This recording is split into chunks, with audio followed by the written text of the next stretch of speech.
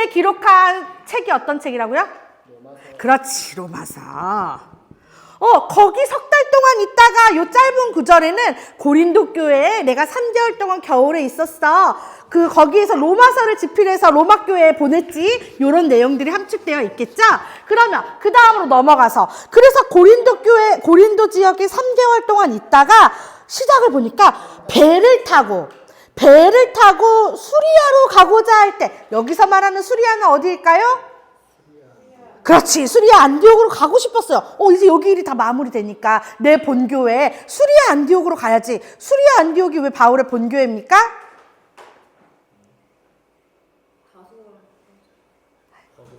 그렇지, 거기서 파송한 선교사님이잖아요. 그러니까 오늘 상철씨 너무 좋은데? 수리아로 원래 가려고 해서 배 타고, 그런데 들리는 소문에 유대인들이 바울을 죽이려고 지금 작정하는 그런 소문이 들리는 거예요. 그래서 배는 위험하다. 그래서 어떻게 가기로 했냐면 걸어서 육로로 가려고 했어요. 그래서 육로로 가다 6절에 가보니까 드로아라는 지역에 도착하게 됐어요. 밑에 있는 지도랑 같이 보시면 좋아요. 원래는 고린도 아가야에서 배 타고 한 방에 슉 수리아 안디옥으로 갈 수 있었는데 유대인들이 공격할 수 있다라는 첩보에 위로 돌아 가기로 했다고 그랬죠. 그래서 돌아 가다가 어디에 머물렀대요? 드로아에 6절에 도착했대요. 그래서 거기에 며칠 있었냐면 7일을 있었대요. 드로아에서 있었던 7일. 그 사이에 어떤 일이 있었나? 첫 번째, 드로아에 있는 유대인들을 불러 모아서 또 하나님의 말씀을 열심히 전했죠. 바울은 잠깐도 쉬지 않아요. 때를 어떤지 못 얻든지 그 환경이 어떠하든지 막 전해요. 그래서 7일, 잠시 머무는 7일 동안에도 유대인들을 모아서 말씀을 전했고요. 그런데 한 사람이 등장해요. 이 말씀을 듣던 중에 꾸벅꾸벅 산층에서 졸고 있던 그 사람 누구? 유두고. 그렇죠. 유두고라는 청년. 여러분, 이렇게 이름을 또 성경에 남깁니다. 3층에서 말씀 듣다가 졸아. 집에 가서 잘 것이지. 그러다가 창문에 있다가 떨어져. 그래서 어떻게 됐대요? 죽었어요. 사람들이 놀라서 갔겠죠. 갑자기 졸다가 떨어진 사람이 있으니 얼마나 놀랬겠어. 그런데 바울이 뭐래요? 아니야, 아직 그 안에 생명이 있어. 그래서 다시 바울이 유두고를 살립니다. 그리고 또 어떻게 했대요? 마저 말씀을 전했대요. 이렇게 해서 드로아에 있었고요. 이제 드로아에서 출발을 하는데 여러분 보시면 드로아 바로 밑에가 바울이 3년 동안 사역했던 에베소가 있어요. 3년이나 사역했던 곳이라면 바울이 그곳에 정성을 많이 끼쳤던 곳이겠죠. 원래 또 가고 싶어 했다가 못 간 곳이 또 더 아쉽기도 하잖아요. 그런데 이 에베소를 가지 않겠대요. 왜? 16절 끝에 내가 오순절 안에 예루살렘으로 빨리 가야겠어. 그러니까 에베소에 들리면 지체될 것 같아. 그래서 에베소는 패스하고 내가 밀레도로 갈 거야. 밀레도를 찾아보세요. 지도에서. 밀레도로 갈 거야. 그런데 에베소 애들 안 보기 너무 서운해. 그래서 어떻게 해요? 밀레도라는 지역으로 에베소 교회 장로님들을 내려오라고 초청을 합니다. 어디에서 초청했다고요? 밀레도에서. 그래서 밀레도에서 그 에베소 교회 장로들을 불러서 하는 설교가 밀레도의 고별 설교입니다. 밀레도에서 에베소 교회 장로들을 청하여 그들에게 고별 설교를 하는데 내용을 빨리 정리하면서 가보겠습니다. 첫 번째,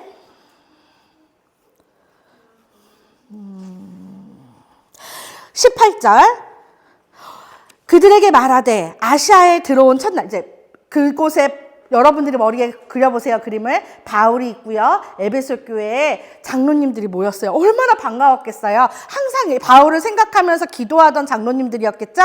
그들에게 말하는 거예요. 내가 여러분한테 지금까지 어떻게 행했는지는 여러분들이 다 알 겁니다. 어떻게 행하였는지를 여러분도 아는 바니 18절. 어떻게 행했대요? 19절에 곧 모든 겸손과 눈물이며 유대인의 관계로 말미암아 당한 시험을 참고 주를 섬긴 것과 내가 지금까지 너희들에게 겸손으로 눈물로 모든 시험을 참으면서 주를 섬겼어. 20절에 유익한 것은 무엇이든지 공중 앞에서나 각 집에서나 거리낌 없이 너희들에게 유익하다면 내가 그 어디라도 장소를 가리지 않고 거리낌 없이 여러분한테 전했고 21절에 유대인과 헬라인들에게 하나님께 대한 회개와 우리 주 예수 그리스도께 대한 믿음을 증언한 것이라. 내가 너희들에게 예수 그리스도의 복음을 전했어. 이걸 너희들도 다 알지? 그런데 22절에 내가 이제 예루살렘으로 가. 그런데 내 걸음으로 가는 게 아니라 나는 성령님께 매여서 예루살렘으로 들어가는 거야. 거기서 어떤 일을 당할지 사실 난 잘 몰라. 그런데 23절에 내가 지금까지 들린 성에서 나를 향한 환상을 얘기하는데 내가 가면 결박과 환란이 나를 기다릴 거래. 그런데 24절에 내가 달려갈 길과 다 같이 읽겠습니다. 24절 시작. 내가 달려갈 길과 주 예수께 받은 사명 곧 하나님의 은혜의 복음을 증언하는 일을 마치려 하면은 나의 생명조차 조금도 귀한 것으로 여기지 아니하노라. 내가 그곳에 가서 겪을 일들을 많은 사람들의 예언을 통해서 내가 모르는 바는 아니지만 내 목숨 조금도 아깝지 않아. 왜? 하나님의 은혜의 복음을 증언하는 일을 그곳에 가서 마치게 될 것 같아.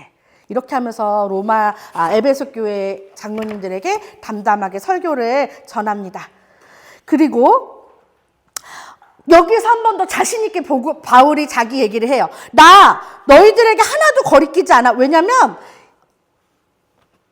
26절이에요. 그러므로 오늘 여러분에게 증언하거니와 모든 사람의 피에 대하여 내가 깨끗하니 이는 내가 거리끼지 않고 하나님의 뜻을 다 여러분에게 전하였습니다. 내가 지금까지 어떤 것도 주춤하거나 숨기지 않고 다 너희들에게 하나님의 나라를 전했어. 그러니까 혹시 이 중에 누구라도 구원을 못 받는 일이 있다고 해서 그거가 나한테 책임 있다고 할 수 없어. 왜? 나는 다 열심히 너희들에게 하나님의 나라를 전했으니까. 이렇게 하면서 자기 얘기를 해요. 그리고는 몇 절이냐면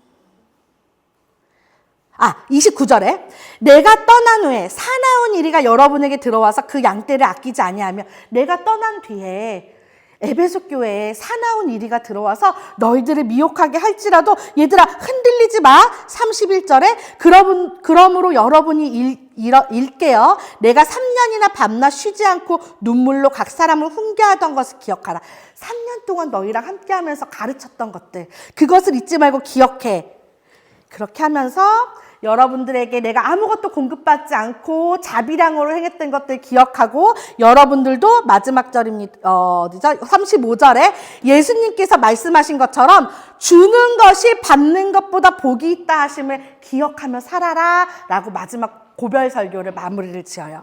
36절에 보니까 이 말을 끝내자 모두 다 함께 무릎 꿇고 기도하고 37절에 다 크게 울며 바울의 목을 안고 입을 맞추어. 왜? 다시는 못 볼 사람이니까. 그쵸? 다시는 이 땅에서 만날 수 없다는 걸 바울도 알고 에베소 교회 장로들도 알아요. 그래서 정말 너무너무 보내고 싶지 않지만 그를 사랑하지만 그의 마음이 어떤 마음인지 알고 그 사역이 어떤 사역이라는 것을 에베소 장로들도 알기 때문에 그를 보내줘요.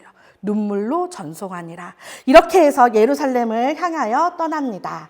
예루살렘에 향해서 떠나는 길에 어디를 방문하냐면 바로 예루살렘 윗동네 가이사랴라는 지역에 방문해요. 그곳에 반가운 얼굴 스데반 순교 튀어나갔던 빌립 집사 사마리아 전했던 그 빌립 집사가 가이사랴에 지금 살고 있어요. 7절입니다. 가이사랴에 이르러 7집사 중 하나인 전도자 빌립의 집에 들어갔는데 딸이 4명 있는데 다 예언하는 자예요. 그런데 이 딸 얘기는 더 이상 안 나오고 누가 나오냐면 10절에 아가보라고 하는 선지자가 나오는데 아가보가 여기에서 행동 예언을 합니다. 어떻게 하죠? 바울의 띠를 가져다가 자신의 수족을 묶어요.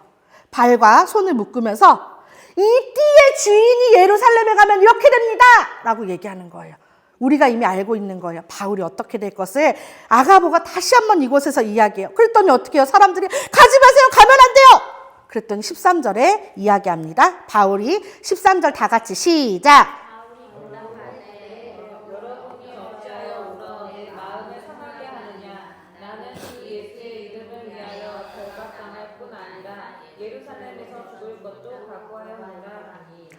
바울이 복음 앞에서 자신의 사명 앞에서 어떤 입장인지 여러분들이 계속 말씀을 통해서 느끼고 계실 거라고 믿어요. 이렇게 하고 바울은 가이사랴를 떠나 목적지 예루살렘으로 들어옵니다. 예루살렘으로 들어가서 예루살렘 교회에 당연히 방문했겠죠. 그곳엔 누가 있어요? 야고보가 있습니다. 야고보는 바울의 모든 사역 이야기를 다 듣자 이런 꾀를 하나 내요. 그래, 맞아, 너무 잘했어, 너무 수고했어 바울. 그런데 있잖아, 너에 대한 소문이 안 좋아. 유대인들을 향해서 율법에 대해서 네가 지금 비난하고 다닌다고 소문이 안 좋아. 아무래도 여기 있으면 사람들이 정말 널 죽이고 해야 할 것 같아. 그러니까 우리 이렇게 하자. 있잖아, 23절이에요. 우리 교회에 서원한 사람 4명이 있어. 이게 무슨 얘기냐면 삼손을 떠올리시면 돼요. 삼손은 어떤 사람이었죠? 그렇지, 나실인. 너무 좋아요. 나실인이었어요. 나실인은 뭐예요? 일정 기간 동안 자신을 하나님께 드려서 머리도 깎지 않고요, 그리고 부정한 것도 만지지 않고요, 독주도 마시지 않는 사람들이었어요. 하나님의 일을 감당하던 사람인데 그 일정 기간이 끝나가는 사람 4명이 있다는 거예요. 그래서 이 사람들이 이 4명이 그 기간이 끝날 때 제사를 지내고, 그리고 그동안 깎지 않았던 머리를 자르는 행위를 하는데, 그것이 바로 24절에 있는 결례를 행하고 해요. 그러니까 그런 일들이 있는 거예요. 그러니까 유대인들은 다 알겠죠, 이게 어떤 일인지. 그거 할 때 바울아, 네가 그들과 좀 같이 있어, 같이 함께해. 그럼 유대인들이 볼 때 네가 율법을 어기는 자라는 오해를 덜 받을 거 아니야. 그리고 했잖아, 완전히 확실히 도장 찍으려고 네가 그 결례에 들어가는 돈을 좀 네가 보태. 그러면은 당연히 사람들이 너가 율법을 어기는 자고 비난하는 자라는 오해를 안 하겠지? 야고보가 이런 꾀를 내었더니 그래, 그러지 뭐. 그래가지고 바울이 오케이를 합니다. 그래서 그 기간 동안 바울이 서원했던 4사람과 함께 그 모든 것을 다 지내요. 27절, 그 기간이 7일이었는데 그 일회가 거의 참에 마무리되어가는 그 시점에 두둥, 어디에서 온 자들? 아시아로부터 온 유대인들. 멀리서도 쫓아와. 이것들은 아시아, 에베소 쪽이겠죠. 그쪽에서부터 온 유대인들이 어머, 드디어 왔네, 바울 만났어, 내가 찾고 찾던 바울 만났어, 가만히 둘 수 없어. 그런데 우리끼리는 안 돼. 예루살렘에 있는 유대인들은 막 충동하는 거예요. 야, 쟤가 어떤 애인 줄 아냐? 야, 쟤가 사방팔방 돌아다니면서 유대인들 무시하고 비방하고 율법 지키지 말라고 했던 애야. 야, 그리고 중요한 건 뭔 줄 알아? 28절에 헬라인을 데리고 성전에 들어갔어. 이 얘기를 하는 거예요. 헬라인을 데리고 성전에 들어갔다. 이게 무슨 얘기일까? 보면 어떤 얘기냐면, 성전이 이렇게 있으면 성전에는 안뜰이라는 것이 있고요, 이렇게 구조가 이렇게 돼 있단 말이에요. 여기에는 누구만 들어갈 수 있어요? 유대인만 들어갈 수 있고, 바깥뜰이라고 하는 이 양쪽에는 이방인들이 들어갈 수 있어요. 그렇다는 것은 이방인이 여기 들어가면 된다, 안 된다?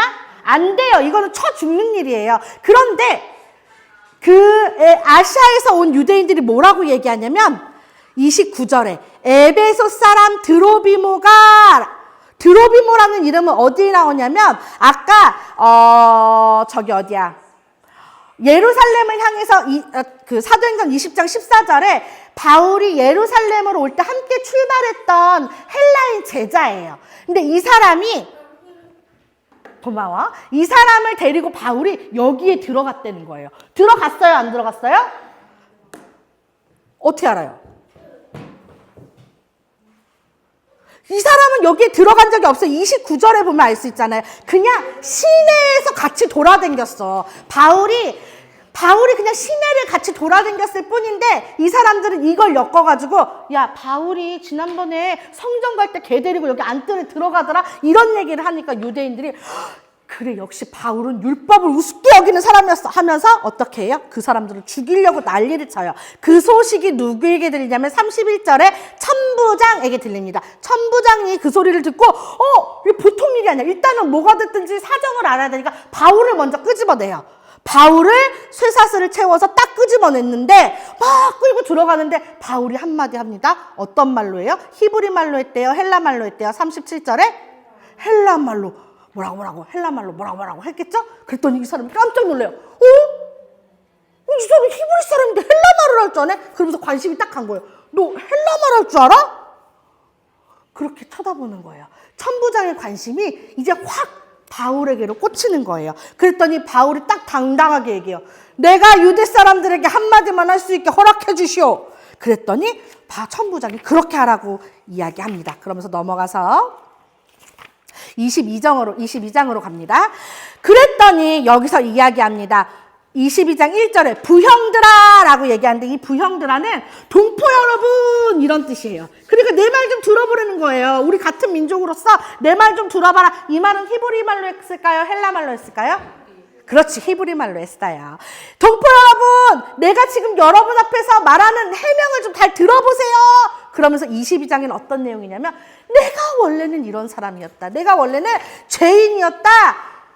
예수 믿는 사람 쫓아다니면서 죽이던 사람이었다. 그런데 내가 다메섹에서 예수님을 만나서 변화되었다. 이 얘기를 쭉 풀어내면서 21절까지 합니다.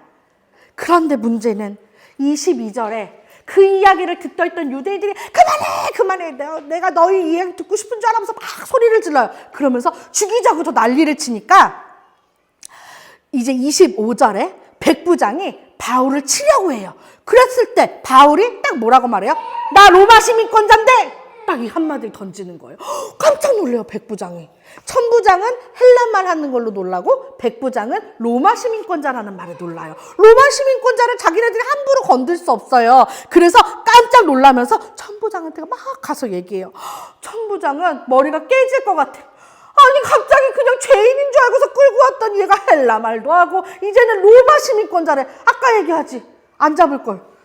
이제 잡아왔는데 잡아서 가뒀는데 얘가 말을 해. 그러니까 이를 어떻게 해야 되나 하다가 고민하고 있는 찰나에 유대인들은 또 어떤 일을 벌이고 있냐면 23장 12절에 유대인들이 당을 지어 맹세하되 바울을 죽이기 전에는 먹지도 아니하고 마시지도 아니하겠다 하고 그렇게 모인 사람이 몇 명이었대요?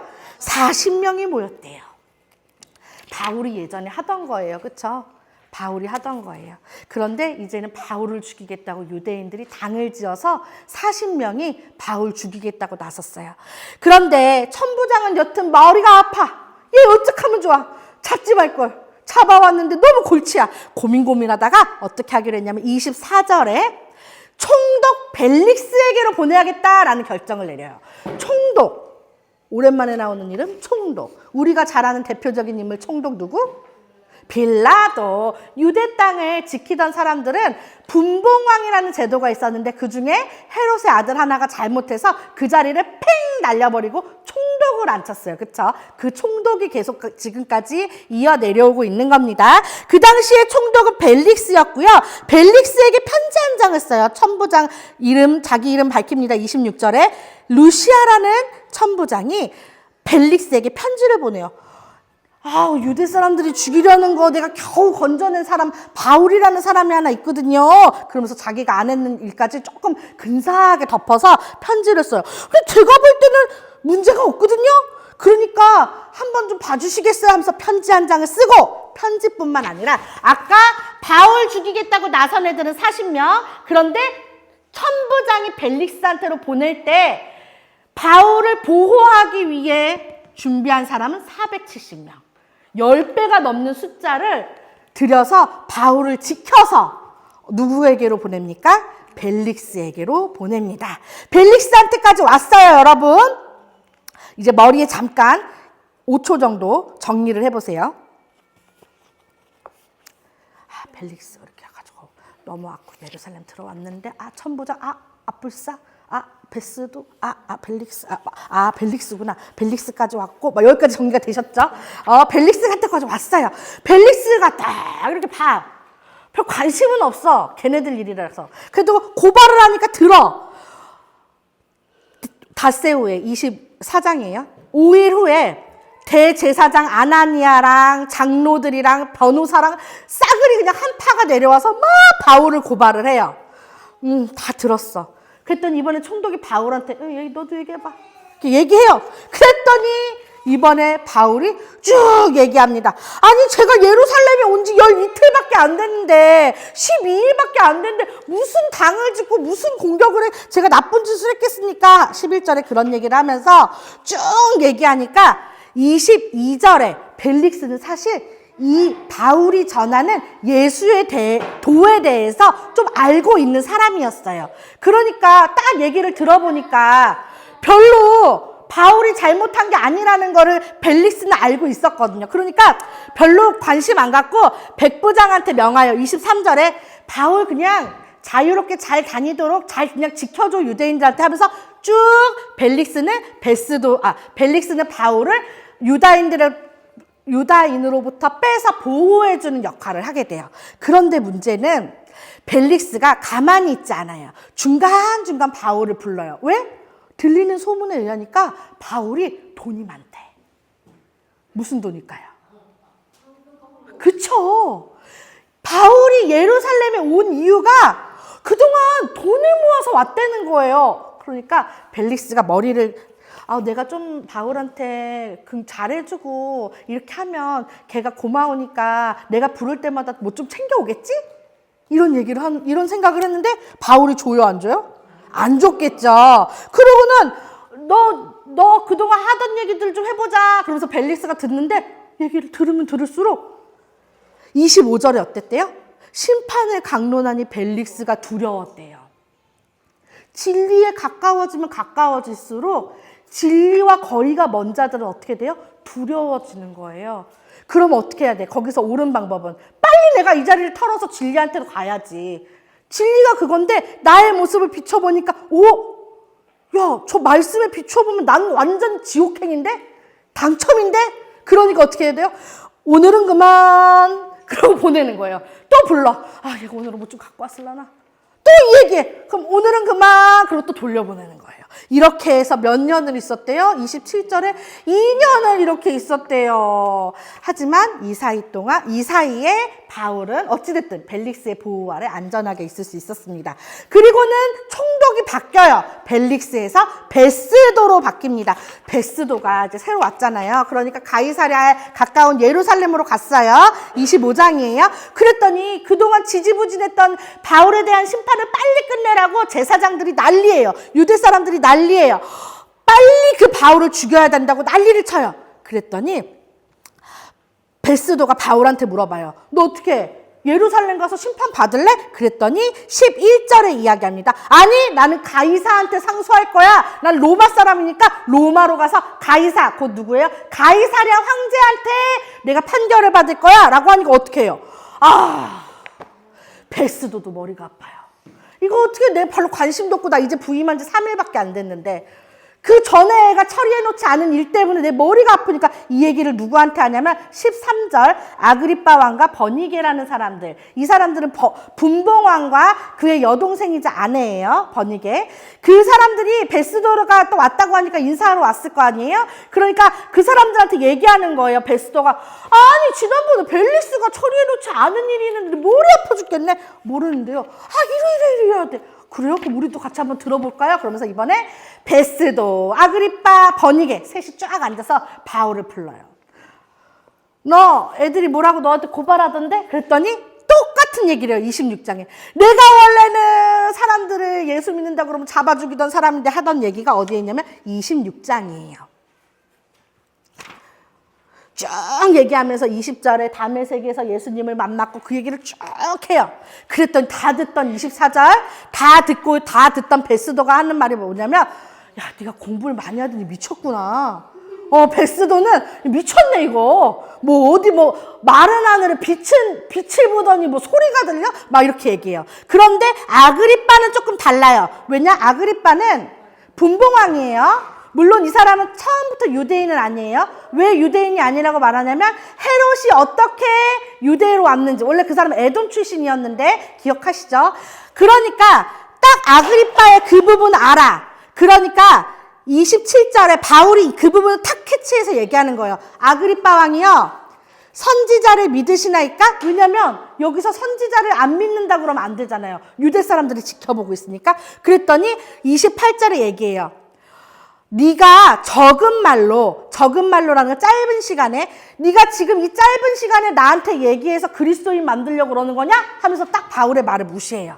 그랬더니 29절에 바울이 얘기합니다. 다 같이 시작. 바울이 이르되 말이 적으나 많으나 당신뿐만 아니라 내 말을 듣는 모든 사람도 다 이렇게 결박된 것 외에는 나와 같이 되기를 하나님께 원하나이다 하니라. 내가 지금 시간이 많아서 전하거나 시간이 없어서 전하거나 그게 중요한 게 아니라 여러분들이 나와 같이 되기를 원합니다. 다만 이 결박 빼고요. 이렇게 얘기를 해요. 이 세 사람은 바울의 이야기를 들으니까 좀 더 확신하게 됐어요. 아, 이 사람 죄가 없다. 아, 가이사한테 상소 안 했으면 그냥 어떻게 여기서 일 마무리 지을 텐데, 아, 얘가 가이사한테 상소했으니까 로마로 안 보낼 수도 없고 점점점점. 이렇게 바울을 만났던 베스도, 아그리빠, 베르니게는 그 자리를 떠나고 바울은 어떻게 됩니까? 드디어 로마로 가게 됩니다. 27장입니다. 로마로 가기 위해서 배를 타려고 하는데요. 9절에 보니까 그 일들이 막 지지부진해가지고 여러 날이 걸렸어요. 시간이 많이 소요가 됐어요. 그래서 금식하는 절기가 이미 지났으므로 항해하기가 위태한지라. 이게 무슨 얘기냐면 금식하는 절기라는 건 9월과 10월 사이에 있는 대속죄일. 그러니까 계절이 겨울 쪽으로 가고 있는 거예요. 여러분, 겨울에는 배가 위험하잖아요. 파도도 높고. 그래서, 바울이 볼 때는, 이거 항해하기 이번에 어려울 것 같은데? 그래서 얘기했더니 사람들이 무시해요. 왜? 바울의 신분은 뭐예요, 지금?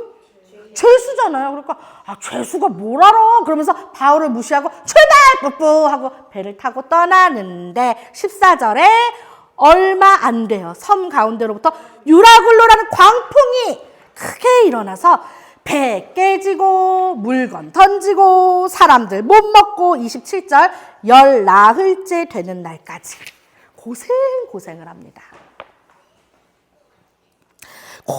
고생을 해요. 그러다가 이제 중간 내용을 넘어갈게요. 28장으로 갑니다. 그랬더니 그들이 겨우 도착한 지역이 어디래요? 멜리데라는 섬이었어요. 멜리데라는 섬에 도착했는데 또 마침 도착했는데 비가 오고 날이 추웠어. 근데 애들 막 쫄딱 굶고 그리고 막 엄청 몰골이 안 좋았을 거 아니에요. 그러니까 멜리데 사람들이 막 불러다가 밥도 주고 불도 피워주고 다 영접했대요.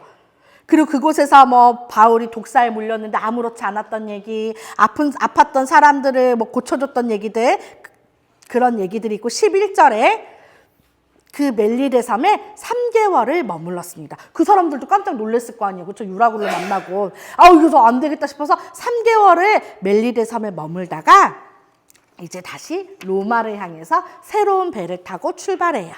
로마 근처까지 왔다는 소식을 듣자 15절에 그곳 형제들이, 그러니까 로마 교회의 성도들이 드디어 바울을 만나는 거예요. 로마 교회 성도들은 그동안 바울을 못 만나고 편지만 받아봤잖아요. 그런데 로마 선생님이 로마에 왔다는 얘기를 들으니까 막 신나가지고 다들 바울을 만나러 나왔대요.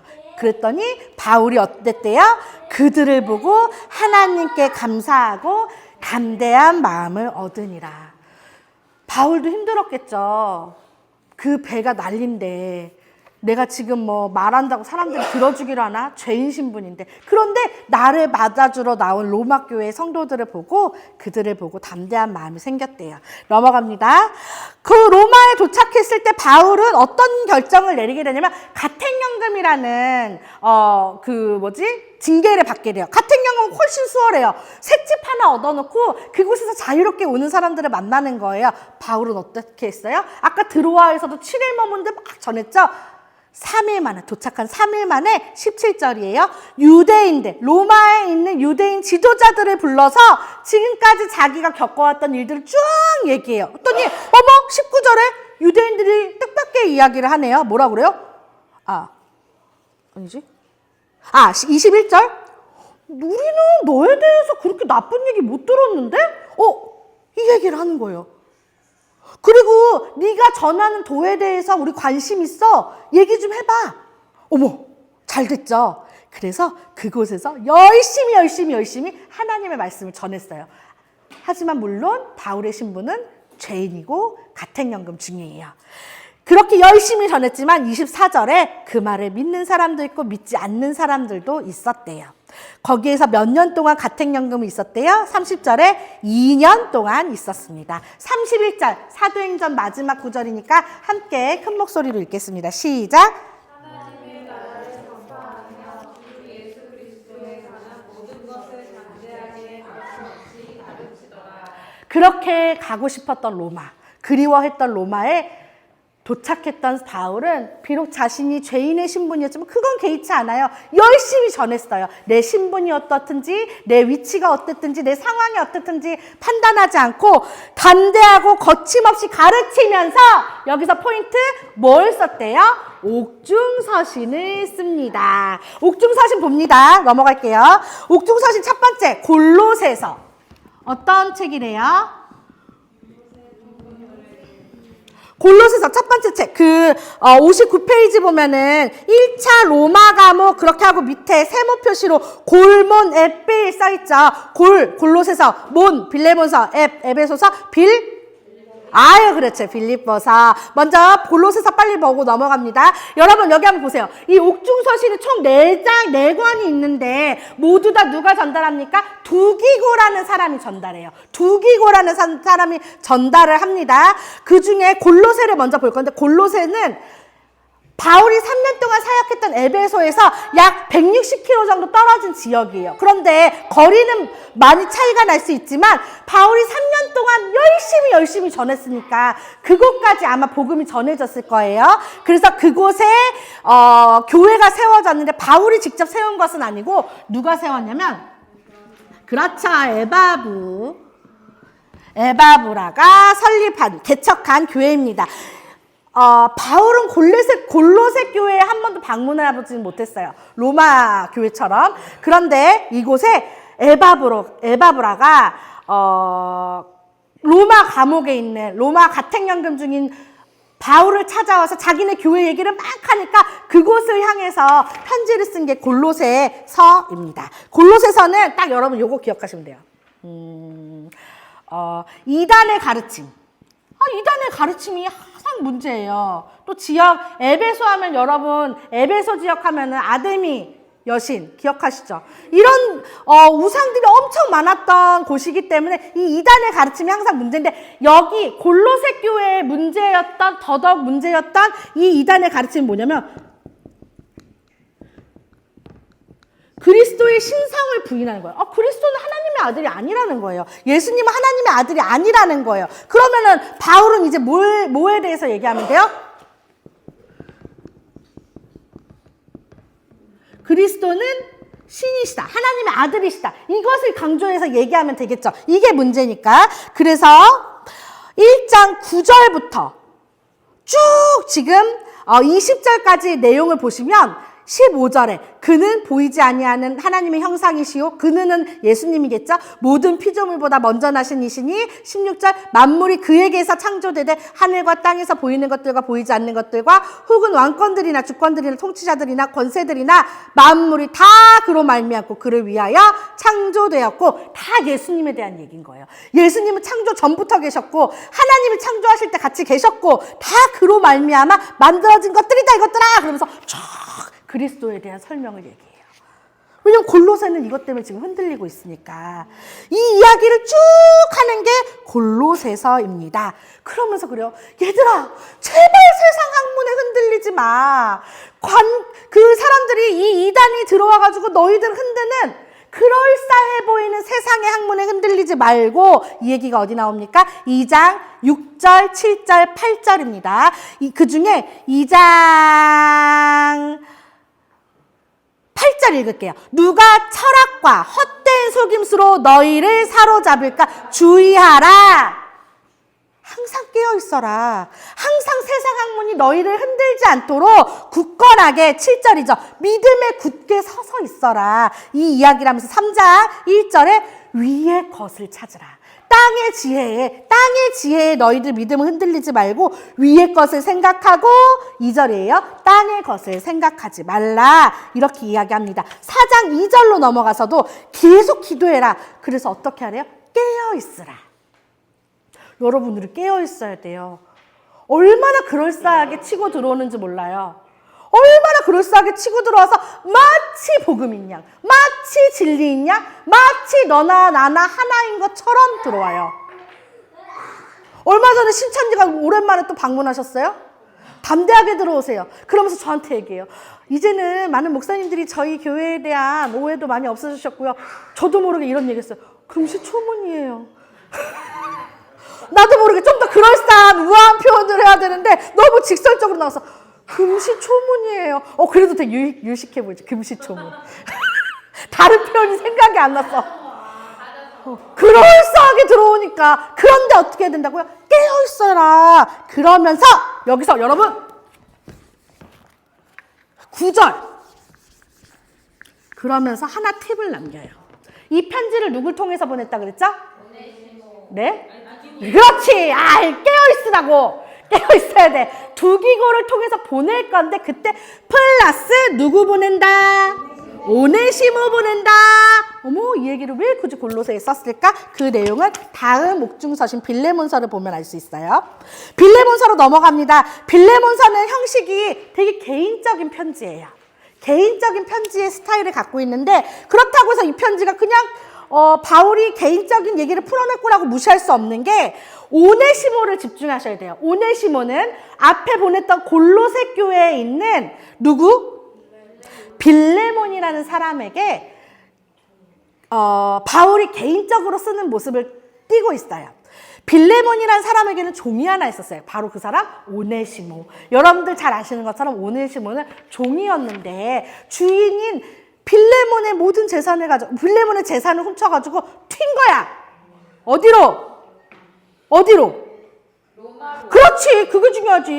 왜냐면 바울이 오네시모를 만났다는 거잖아요. 근데 바울은 지금 로마 감옥에 있잖아요. 그러니까 어찌어찌 먼 곳까지 도망쳐왔던 오네시모가 나당 운명을 만남. 누구를 만나요? 바울을 만난 거예요. 근데 바울 얘기를 들으니까 어머나 잘못했네. 나 엄청 잘못했네. 어떡해요 선생님. 그랬더니 바울이 편지를 써주는 거예요. 그의 주인이었던 빌레몬에게. 그러면서 쭉 편지를 쓸 때 9절입니다. 8절. 바울의 성격이 나와요. 이러므로 내가 그리스도 안에서 아주 담대하게 내게 마땅한 일로 명할 수도 있으나 내가 너한테 그냥 받아라! 하고 명할 수도 있지만 9절에 도리어 사랑으로서 간구한다. 나이 많은 나 바울이 지금 여기 감옥에 있는데 내가 너한테 간구한다. 내가 명할 수도 있지만 나 간구하는 거야. 부드럽게 받으라. 그러면서 10절 갇힌 중에서 낳은 아들 오네시모를 위하여 내가 간구한다. 본론이죠. 내가 오네시모를 위해서 감옥에 있는 나이 많은 내가 보낸다. 받아라. 그러면서 쭉 보내요. 그러면서 얘기를 해요. 만약에 그 사람이 오네시모가 너한테 빚진 거 있잖아. 그러면 내가 다 갚을게. 내가 그냥 이 오네시모 데려다가 나와 함께 일하는 사역자 만들 수도 있지만 그건 아니지. 네가 허락해야지. 네가 자유로운 거가 은혜스러운 일 아니겠니? 그러니까 내가 이렇게 편지 쓰는 거야. 그러면서 19절이에요. 나 바울이 친필로 쓰노니 내가 갚으려니와 내가 이 외에 내 자신이 내게 빚진 것은 내가 말하지 아니하노라. 이게 무슨 내용이냐면 네가 나한테 빚진 건 난 굳이 얘기 안 할게. 를 써. 굳이. 아니 이 사람이 바울의 어떤 헌신을 통해서 말씀을 들었잖아요. 그러니까 네가 내가 전한 복음으로 구원받은 건 내가 그건 말은 하지 않을게 라고 굳이 쓰는 거예요. 그렇지만 나이 많은 내가 바울이 감옥에 갇혀 있는데 부드럽게 얘기할 테니까 받아줘라 이렇게 얘기를 해요. 그런데 여기서 이제 끝나요. 그럼 뭐야 이거 바울 이상한 사람이네 이렇게 생각하실 것이 아니라 우리가 빌레몬서에서 발견할 수 있는 건 여러분 생각해 보세요. 빌레몬서가 정경이 되었다는 건 빌레몬이 오네시모를 받았을까요? 안 받았을까요? 용서했을까요? 안 했을까요? 용서했지. 그렇죠. 그러니까 이 빌레몬서를 통해서 용서와 화해 그리고 바울처럼 중보자 되신 예수 그리스도를 우리가 이 빌레몬서를 읽으면서 기억해내실 수 있으면 좋아요. 넘어갑니다. 에베소서입니다. 이번에도 빌레몬서 받고 에베소서. 에베소는 바울이 몇 년 동안 사역했던 교회라고 했죠? 3년 동안 사역했어요. 얼마나 얼마나 애정이 넘치겠어요. 아시아 지역에서도 모교회와 같이 에베소 교회를 엄청 장성해졌어요. 그런데 에베소서엔 특징이 하나 있어요. 지금까지 모든 교회에 편지들을 보낼 때는 그 교회가 갖고 있는 문제점에 대한 이야기들을 하는 것이 보통의 형식이었는데, 에베소서는 특이하게 에베소 교회에 있는 문제에 대해서 이야기하고 있지 않아요. 그냥 에베소뿐만 아니라 모든 교회가 돌려 읽어도 무난한 그런 교리에 대해서 이야기를 하고 있습니다. 첫 번째는 2장, 3장에 걸쳐서, 이거는 빨리 가야 돼요. 유대인 성도와 이방인 성도 모두는 그리스도 안에서 하나다. 이것을 다시 한번 이야기하는 거예요. 그러면서 이 하나 되는 계획은 하나님께서 창세 전부터 갖고 계셨던 계획인데 그동안 우리에게 안 보였던 거야. 하지만 이제 그 계획이 너희들에게 밝히 보여졌으니 이제 어떻게 해야 된다? 우리 모두 하나 되자. 그리고 5장으로 넘어가면은 그렇게 해서 하나 된 우리가 세운 교회는 하나님으로부터 하늘의 능력을 받았는데, 그렇게 하늘의 능력을 받기 위해서 첫 번째, 너희는 어떻게 해야 된다고? 거룩한 삶을 살아야 된다고. 5장으로 가서 보시는 거예요.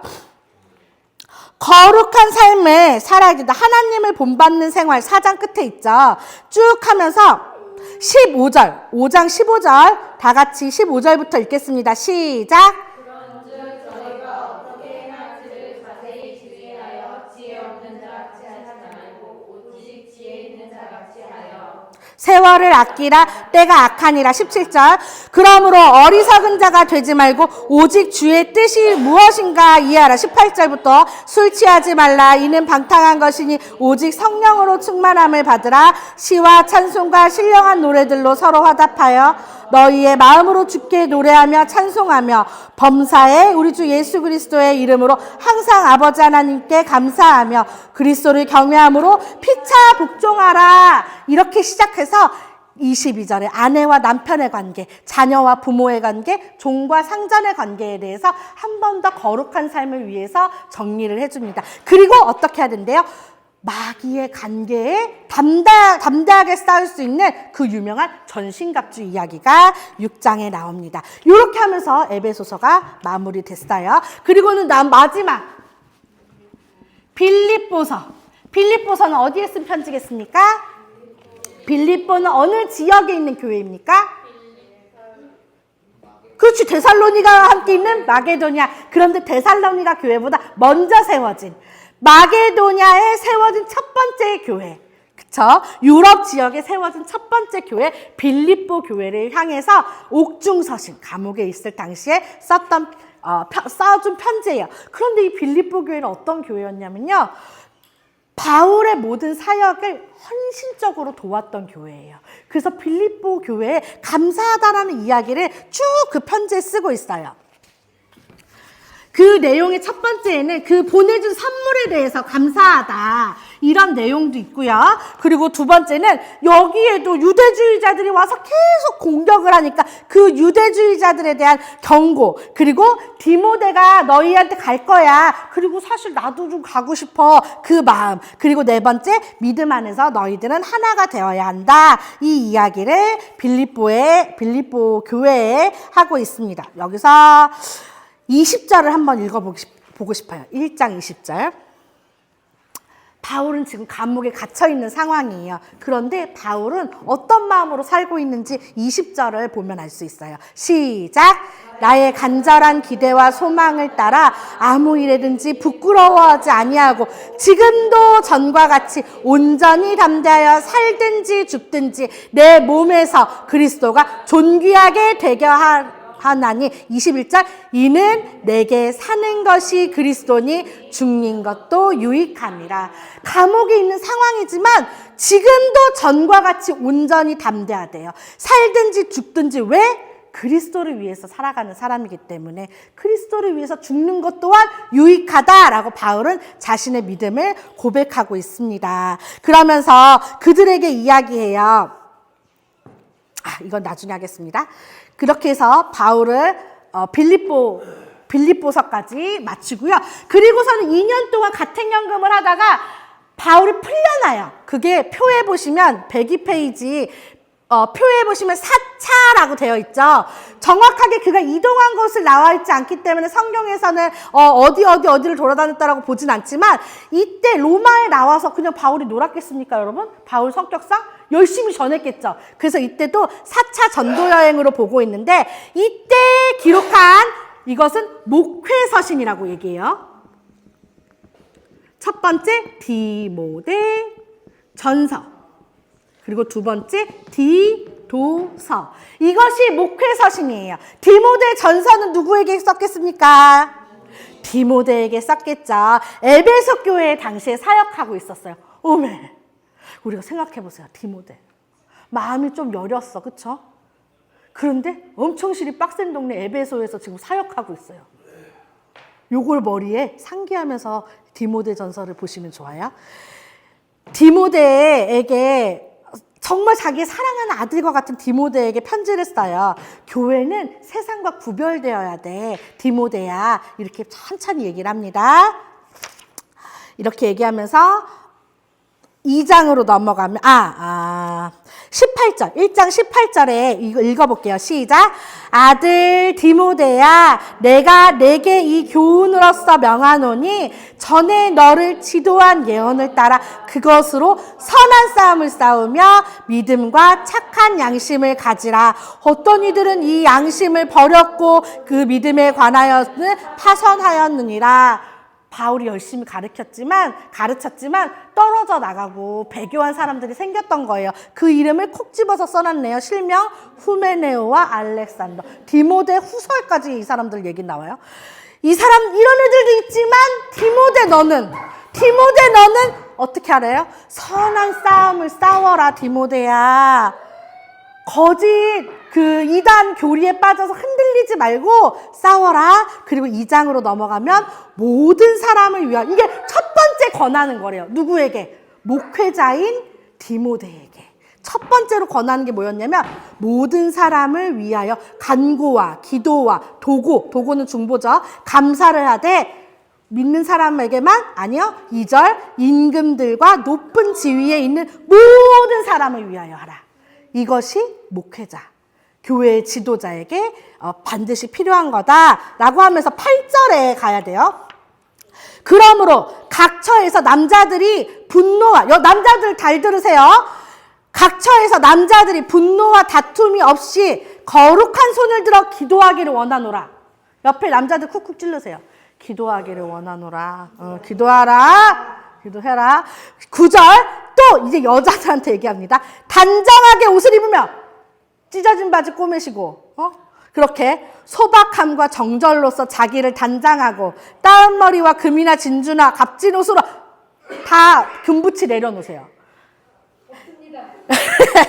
오직 선행으로 하기를 원하노라. 이것이 하나님을 경외한다는 자들에게 마땅한 것이다. 여러분 제가 지금 이거 얘기한 거는 농담이고요. 이때 이렇게 이야기하는 이유가 뭐냐면 디모데가 지금 어디에서 사역하고 있다 그랬어요? 에베소에는 엄청 실이 큰 아데미 신전이 있어요. 여신 데메드리오 폭동 기억나세요?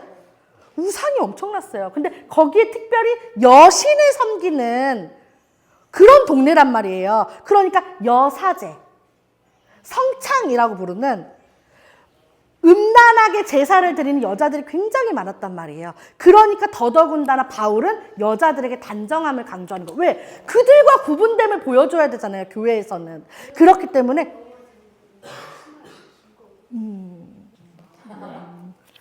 그렇대요? 그래서 그렇대요? 그래서 단정하게 입어라 라는 것을 여기 강조하는데 그 부분은 좀 뒤에서도 또 나와요. 그러면서 3장으로 넘어가면 감독과 집사의 자격에 대해서 이야기합니다. 교회에 대해서 교회는 질서가 있어야 된다라는 이야기를 하는 거예요. 그러면서 질서에 대해서 이야기를 하면서 첫 번째, 감독. 여기에는 목사님들도 포함이 되죠. 그리고 교회의 리더들도 포함이 됩니다. 감독은 어떠해야 되는가를 어디서 얘기하냐면 3장에서 이야기를 합니다. 선한 일을 사모하는 사람, 한 가정에 한 남편, 절제할 줄 알아야 되고 신중해야 되고 단정하고 나그네를 대접하여 잘 가르치고 술을 즐기지 않고 구타하지 않고 관용하며 돈을 사랑하지 아니하며 쭉 이야기합니다. 두 번째, 이번에는 교회 집사들에 대해서 이야기합니다. 8절, 집사들도 정중하고 일구이연, 한 입으로 두말하지 않고 술에 임박하지 아니하고 더러운 일을 탐하지 않고 쭉 그렇게 집사들에 대해서 이야기합니다. 그럼 여기서 끝날까요? 성도들에 대해서도 이야기해야겠죠. 5장으로 넘어가서 이번에는 성도들에 대해서 이야기합니다. 왜냐면 목회 서신이니까 디모데가 잘 교회를 목회할 수 있는 그 가이드라인을 만들어줘야 되잖아요. 그러면서 4장과 5장에서는 성도들에 대해서 이야기합니다. 13절을 읽어볼게요. 4장 13절. 내가 이를 때까지 읽는 것과, 성경이겠죠? 권하는 것과 가르치는 것에 전념하라. 그리고 16절에 내가 내 자신과 가르침을 살펴 이 일을 계속하라. 이것을 행함으로 내 자신과 내게 듣는 자를 구원하리라. 그러니까 교회의 리더로서, 가르치는 자로서 너 자신이 본을 보여야 된다라는 이야기를 하는 거예요. 그러면서 첫 번째에도 선한 싸움을 싸우라라고 시작했던 디모데전서는 마지막도 6장 12절도 뭐로 마무리하냐면 믿음의 선한 싸움을 싸우라라고 마무리를 짓습니다. 그러니까 바울은 사랑하는 아들 디모데, 마음으로 나온 디모데가 목회할 때 그의 성정을 잘 알잖아요. 여린 성정을 가지고 있는 디모데가 잘 싸워서 잘 목회하기를 바랬던 거예요. 그래서 믿음의 선한 싸움을 싸우라라고 이야기하면서 디모데 전서를 마무리 짓습니다. 두 번째 목회서신 디도서로 넘어갑니다. 디도서는 누구에게 쓴 편지일까요? 디도에게 쓴 편지입니다. 디도는 어떤 사람이었습니까? 네? 네? 디도 안 돌아보는 사람이라고요? 혼나. 디도. 그렇지, 디도. 그렇지, 디도. 디도가 편지를 갖고 와야 될 텐데. 애가 왜 안 오지 했던 그 디도. 눈물의 편지 가지고 갔다. 고린도 교회 갔다. 여러분, 생각해보세요. 여기 난리가 났어. 내 편지를 보내. 근데 그 편지 내용이 좀 세. 까딱 잘못하다가는 큰 문제가 생길 수도 있어. 이 편지를 가지고 가는 사람은 어떤 사람을 뽑을까요? 가서 이쪽에 당하고 얼마나 그런 약한 사람을 보낼까요? 디도는 신실하고 광직한, 담대한 사람을 아마 가지고 보낼 거예요. 그쵸? 디도는 그런 사람이었어요. 근데 그 사람이 지금 어디에 있냐면 그레데 섬에 교회를 개척한 거예요. 그레데 섬이 근데 어떤 곳이냐고 보면 12절이에요. 참고로 지금 이 디도가 저기 어디냐, 바울한테 온 거예요. 4차 전도 여행 중인데, 그러니까 로마로 온 거예요. 거기서 디도의 얘기를 듣고 편지를 써준 건데, 4장 22절 보면 디도가 지금 사역하고 있는 그레데가 어떤 상황인지를 보여주는 게 있어요. 그레데인 중에 어떤 선지자가 말하되 그레데인들은 항상 거짓말쟁이며, 어머나, 악한 짐승이며 배만 위하는 게으름뱅이라. 여기에 지금 디도가 뭐 했대요? 교회를 개척해서 사역하고 있는 거예요. 그 디도에게 목회 서신을 써서 보냅니다. 리더에 대해서 디모데 전서와 비슷한데 여기에서 디도에게 필요한 것에 대해서 조금 더 추가적으로 이야기하고 있어요. 이런 일을 해야 되는 리더가 돼야 돼. 목회자가 돼야 돼. 그리고 1장 9절에 보면 본이 되는 삶을 살아야 돼. 믿은 말씀의 가르침을 그대로 지켜야 하리니 말씀을 잘 지켜 행해야 된다, 디도야. 바른 교훈으로 권면해야 된다. 왜냐면 거슬러 말하는 사람들을 책망할 줄 알아야 되니까 네가 말씀을 잘 알아야 돼, 디도야. 이렇게 디도한테 얘기하는 거예요. 그리고 포인트. 지금 이 그레데라는 동네가 난리도 아니잖아요. 조금 센 동네잖아요. 그리고 이 그레데는 로마한테도 막 되게 데모하는, 지금 그 로마에 있는 식민지임에도 불구하고 걸핏하면 로마한테 막 반기 들고 데모하던 동네란 말이에요. 그러니까 센 동네란 말인 거예요. 거기에 있으려니까 디도에게 무엇이 필요하냐면 3장 1절 2절에 이런 마음이 필요하다라고 얘기해요. 다 같이 읽어볼게요. 시작. 너는 그들로 하여금 통치자들과 권세 잡은 자들에게 복종하며 순종하며 모든 선한 일 행하기를 준비하게 하며, 방금 말씀드렸죠. 걸핏하면 데모한다니까. 그러니까 얘들아, 통치자들 권세 잡은 자들한테 잘 순종하라고 좀 가르쳐야 되고 2절의 시작 아무도 비방하지 말며 다투지 말며 관용하며 범사에 온유함을 모든 사람에게 나타낼 것을 기억하게 하라. 요것을 그레데 교회에게 좀 가르치자 디도야 라고 이야기해요. 그러면서 디도한테뿐만 아니라 성도들에게도 이야기합니다. 2장 3정에는 어떤 내용들을 있냐면 여러분들 읽어보시면 성도들은 도덕적 사회적 행동에 책임을 가져야 돼. 왜? 너희들이 있는 그곳을 변화시키려면 성도들이 바르게 잘 살아야 된다라는 이야기를 하면서 디도서를 마무리 짓습니다. 마지막 책, 오늘 사실 여러분들이 읽으신 분량은 야고보서까지인데 야고보서는 공동서신이기 때문에 오늘 다루지 않아요. 디모데후서 보겠습니다. 디모데후서는 특징이 있어요. 옥중서신이자 목회서신입니다. 디도서까지 4차 전도여행 중에 풀려난 중에 썼다면 디모데후서는 다시 2차 로마 감옥에 잡혔을 당시에 기록합니다. 누구에게? 디모데에게. 그런데 1차 로마 감옥은 가택연금이었다면 2차 로마 감옥은 진짜 감옥이었어요. 그리고 바울의 죽음을 얼마 앞두고 있지 않은 상황이었어요. 바울의 서신서 중에 가장 마지막에 기록되었고요. 바울이 이제 곧 끝을 향해 달려간다는 것을 알고 있던 디모데를 위로하기 위해서 쓴 편지예요. 그렇기 때문에 바울의 서신서들, 앞에 있던 서신서들과는 완전히 분위기가 달라요. 바울도 나이가 많이 들었고요. 그리고 바울은 더 이상 자유의 몸이 아니에요. 갇혀 있어요. 많이 춥고 습하고 어두웠던 그곳에서 나를 위해 걱정하고 눈물 짓고 있을 디모데를 향해서 편지를 씁니다. 디모데를 위로하고 싶었어요. 1장 7절 읽어봅니다. 시작.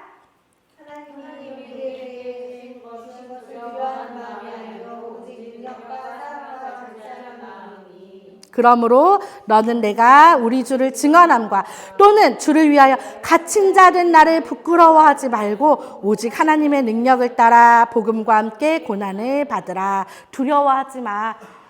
부끄러워라는 것은 당혹스러워라는 뜻이에요. 디모데야 너무 지금 당황해하지 마. 이렇게 이야기를 해요. 12절 이로 말미암아 내가 또 이 고난을 받되 나는 부끄럽지 않아. 왜? 내가 믿는 자를 내가 알고 내가 예수님을 알아. 또한 내가 의탁한 것을 그날까지 그가 능히 지키실 줄을 확신하느니라. 나는 그분에 대한 확신이 있어. 왜? 지금까지 어려울 때마다 주님께서는 바울에게 직접 말씀해 주셨어요. 유라굴로 때문에 난리 났을 때 다 죽을 것 같을 때 바울만은 흔들리지 않는데 그 이유가 뭐예요? 주님께서 바울한테 말씀하셨거든요. 너 살아. 너 로마 가. 그렇게 얘기해 주시니까 바울은 확신이 있죠. 그렇게 이야기하면서 쭉 이야기를 합니다. 넘어갈게요. 그런데 디모데야 내가 너한테 마지막으로 이야기하고 싶은 게 있어. 3장이에요. 3장 14절. 디모데가 이것을 놓지 않기를 원해요. 14절 읽겠습니다. 시작.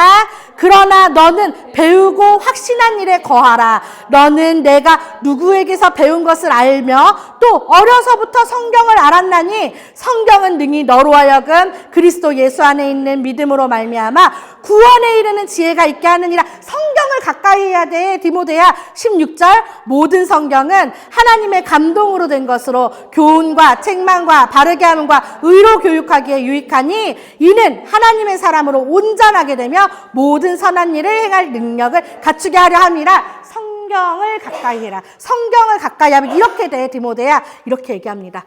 그리고 이제 디모데에게 유언과 같은 메시지를 전해요. 4장 7절로 넘어갑니다. 시작. 나는 선한 싸움을 싸우고 나의 달려갈 길을 마치고 믿음을 지켰으니 이제 후로는 나를 위하여 의의 면류관이 준비되었으므로 주 곧 의로우신 재판장이 그날에 내게 주실 것이며 내게만 아니라 주의 나타나심을 사모하는 모든 자에게도니라. 디모데야 내가 이제 그렇게 너에게 얘기했던 선한 싸움을 싸워라. 선한 싸움을 싸워라. 했던 그 싸움 나는 이제 곧 끝내가. 나의 달려갈 길이 이제 곧 끝나가. 그런데 나 두렵지 않아. 왜? 이제 나에게는 정말 내가 그렇게 바라보던 의의 면류관이 예비되어 있으니까. 그런데 그 의의 면류관을 나만 받는 게 아니라 주님을 사모하는 우리 모두에게도 예비되어 있는 거야. 그런데 있잖아. 그렇지만 그래서 내가 두렵지 않지만 디모데야. 그렇게 얘기하면서 9절입니다. 그런데 내가 너를 좀 보고 싶어. 빨리 나한테 좀 왔으면 좋겠어. 11절에 다들 떠나고 지금 내 곁에는 누구만 남았대요? 누가만 남았어. 그런데 너 올 때 있잖아. 마가도 좀 데리고 올래? 그 마가는 누구죠? 싸워서 떠났던 그 마가. 그런데 그 이후에 다시 한번 바울의 사역에 동참했던 그 마가를 데리고 오래요. 그가 나의 일에 유익하대요. 그리고는 얘기합니다. 13절에 올 때 여기가 많이 추우니까 겉옷을 좀 가지고 와주고 또 책은 특별히 가죽 종이에 쓴 것을 가져와줘. 많은 사람들이 이 책을 성경으로 보고 있습니다. 그러니까 바울은 끝까지 성경을 사모했고 하나님의 말씀을 사모했던 사람이에요.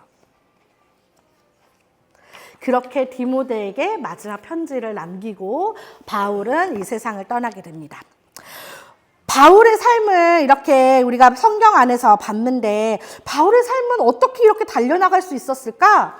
바울은 뭐가 이렇게 담대했고 뭐가 이렇게 두렵지 않았을까? 그런데 여러분 저는 그 부분을 여기 빌립보서에서 찾아요. 97페이지. 바울은 이런 신앙 고백을 했던 사람이에요. 7절. 그러나 무엇이든지 내게 유익하던 것을 내가 그리스도를 위하여 다 해로 여긴다. 바울은 예수님 외에는 성령님 외에는 복음을 전파하는 것 외에는 다 해로 여긴대요.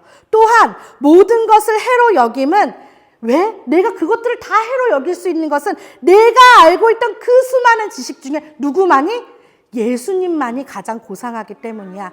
내가 그를 위하여 모든 것을 잃어버리고 배설물로 여김은 그것들을 버림으로써 내가 예수님을 얻었고 내가 그 안에서 발견되어지는 거잖아. 그러니까 나는 곧 9절 마지막에 곧 믿음으로 하나님께로부터 난 의라. 12절 내가 이미 얻었다 함도 아니요 온전히 이루었다 함도 아니라 오직 내가 그리스도 예수께 잡힌 바 된 그것을 잡으려고 달려가노라. 14절 표대를 향하여 그리스도 예수 안에서 하나님이 위에서 부르신 부름의 상, 그가 디모데 후서에 얘기했던 의의 면류관, 그것을 위해 달려가노라. 바울은 표대가 정확했어요. 그것이 정확했던 사람이기 때문에 달려갈 수 있었던 사람이에요. 가던 길에 누가 뭐라고 해도 배설물로 여기고 달려갈 수 있었어요. 그래서 간절히 소망하기는 2025년도 그리고 우리의 평생의 삶 속에 주님이 부르시는 그날까지 여러분에게 표대가 세워지기를 바라요. 하나님이 여러분에게 말씀하시고 원하시는 그 표대가 무엇인가? 단순히 오늘 하루? 단순히 이번 한 달? 잘 살아가는 것이 하나님께서 여러분들에게 우리에게 원하는 표대는 아니실 것 같아요. 그래서 바울을 이렇게 마무리 지으면서 그에게 보여졌던 표대가 우리에게도 있기를 간절히 소망합니다. 마치겠습니다.